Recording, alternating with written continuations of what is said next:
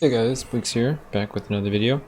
So this is going to be a video comparing different ways to farm ore in the game. So currently there's only a few different ways you can really farm ore or gold and then convert to ore. One of the most popular ones, at least for low NG, it's going to be farming NG0. And this is all going to be as a solo player. If you're playing in groups, you can get carried or anything like that. But for a solo player, NG0 is a good way to do it, where you basically start a run with either pickaxe, old map, or Markham Stone. You want to tune them to get more ore, you want to pick up the drinks to get even more ore, set up your fountain to get more gold, and just help you go a little faster. You'll play the Paladin, and basically just charge through the whole game, using the cubes to skip the early stages and go to the later ones where there's a lot of different ore nodes, specifically the Act 5 and battlements. So to do this, you only have to be able to beat the vampire boss, and if you can beat the dragon as well, you get a reduced tax rate at the end. But what you basically do is you farm up to vampire, and if you can't beat vampire, you deposit at that elevator. If you can beat them, then you continue on into the battlements, and you get right before Thundersnow. If you can't beat Thundersnow, you deposit in that elevator. If you can beat them, go ahead, beat Thundersnow, and then all of that gets sent back to town. You reduce your tax rate with your fountain bonuses, the offshore account, and then if you pick up the tax item somewhere in the run, that also helps out your gold gain. And then with Max Town, you can convert your gold into ore at 150 ore, or 150, 1500 gold equals 1 ore. So you can convert all of that.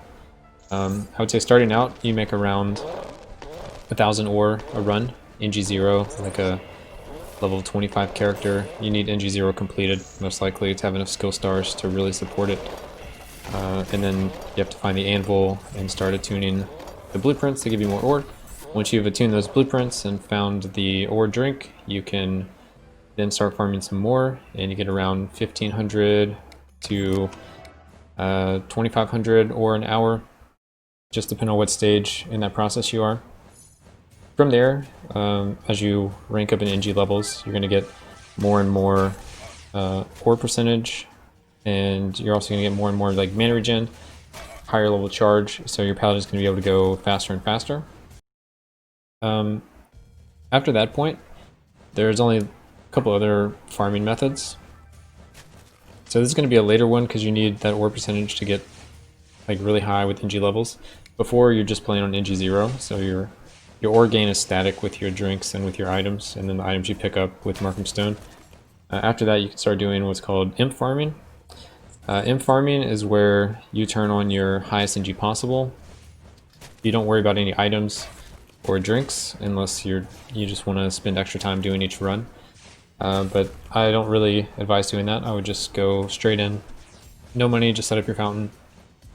And what you're basically doing is running through the Act 1, going through floor 1 through 3, and you have no items, no drinks, so you're not trying to fight any enemies, you're just trying to run around the map looking for imps. So if you find an imp that can offer you 6 different things, one being XP gain. So if you get max level on whatever character you're farming on, your paladin, they'll only be able to offer you 5 rewards. Out of the 5 rewards, the ones you're looking for is ore or gold. Outside of that, it's going to be gold to town, an item, or keys. You don't want those 3, you just want the ore and the gold, or the gold. So 2 out of 5 chance of getting something you want, and you keep just running through until you find the elevator before the boss, and you deposit. You send that money or ore back to town, and then you convert it into more ore, and you just keep doing that, and that's going to be more efficient at some point.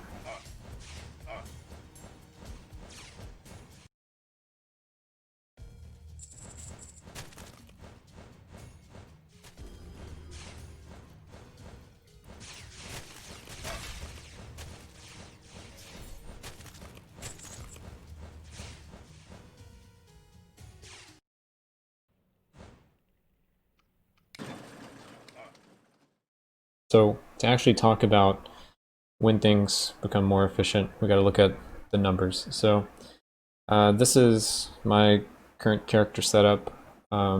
This is going to be using some of the numbers from the farming you just saw. That's actually going to be down here. So this is my NG0 farming. I have my gold after taxes, and this is for the runs per hour. So I was doing 12 runs per hour. That's 5-minute runs. It's going to give you this amount of gold, which is going to convert into this much ore, and that's my total in ore. Because I was also bringing back a certain amount of ore each run. Yeah, about 300 ore, and it was about this much gold each run. So I sent that back, and this is like basically the maximum I can make. I got kind of lucky in the run, so it might even be lower than this, but that's the idea. And then I also have my NG61 setup. So this is my Paladin's level, and we also have the modifiers from the Thief, which gives the overall modifiers, which tells us the base amount, and this is how much gold we get when Imp offers us gold. And then this one here is for ore gain. So this is the ore percentage gain. This is the base amount, and this is how much we get with modifiers for Act 1 Imp giving us gold or ore. So this gets taxed because we're going to send it through the elevator unless you happen to get back-to-back imps, and one gives you gold, one gives you gold to town, but that's pretty rare, so I don't include that. So down here, I have the number. This is post-tax, and I was seeing about 5 gold imps per hour and about 5 ore imps per hour. So I've multiplied those here and then added them together, and that gives you your ore gain per hour, and the difference is this number here, 6.7. So it's almost twice as effective for my current NG level to imp farm in Act 1 than it is for me to do NG0 farming. To take this one step further, we looked at the imp NG35. This is also assuming that your thief class titles are equal to your paladin. So anyway, we changed that in here. This is our base with modifiers, our gold. This is our ore. We've done the same calculations, and we get this difference of -12. So it's about equal here. You could argue that these numbers are a little generous on this side, but I just wanted to get like the max. So around NG35 is going to be the time where you want to switch over from, or I guess you can pick either way on NG35, but by NG40, you're going to be picking the imp farming for sure. We found all the tax rates by using this website here. It lets you show your town money. All the town money is assuming you have 0 money in town. This is how much money the imp was giving us in NG35, this 2.18 million. I'll put it in here. Treasury level 5, this is everything in the previous sheets have been Treasury level 5, and everything has been with offshore account. So that gives you this amount sent back to town. If you were able to kill the dragon, it'd be this amount over here. It shows your tax rate and basically everything you need to know.